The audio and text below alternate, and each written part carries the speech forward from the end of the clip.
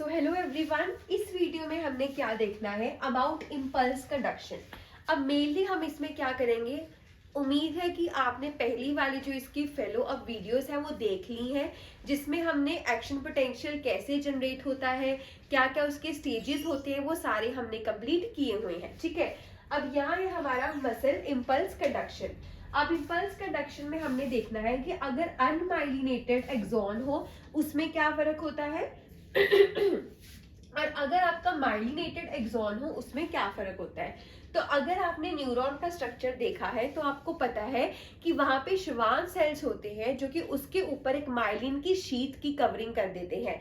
अब जो माइलिन है ये एक तरह का फॉस्फोलिपिड है, लिपिड मॉलिक्यूल है, जिसकी वजह से उस वाली जगह पे इंसुलेटिंग मटेरियल की तरह ये एक्ट करता है। मतलब वहां पे जो इम्पल्स है वो कंडक्ट नहीं करवा सकते हम।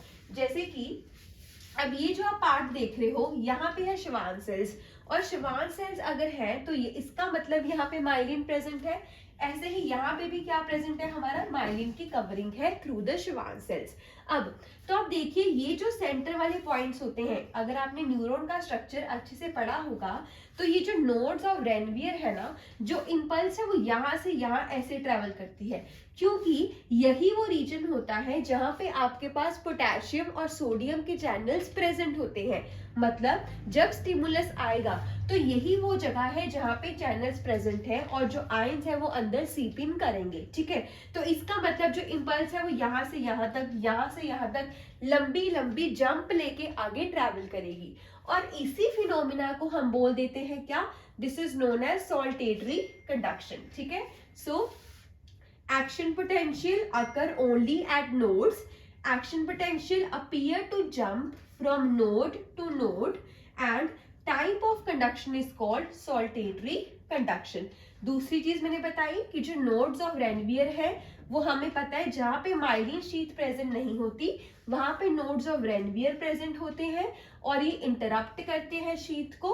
एट दीज नोड्स क्या प्रेजेंट होते हैं, हमारे चैनल्स। ठीक है, अब उसके बाद अगर क्वेश्चन में आता है कि माइलिनेटेड और अनमाइलिनेटेड में बताओ श्वान सेल्स प्रेजेंट है या फिर नहीं है, तो आपको याद रखना है चाहे माइलिनेटेड एक्सॉन हो चाहे अनमाइलिनेटेड एक्सॉन हो, श्वान सेल्स हमेशा प्रेजेंट रहते हैं। बस एक केस में वहां पे माइलिन शीथ की नहीं सिक्रीशन होती और एक केस में आपका माइलिन शीथ प्रेजेंट होता है।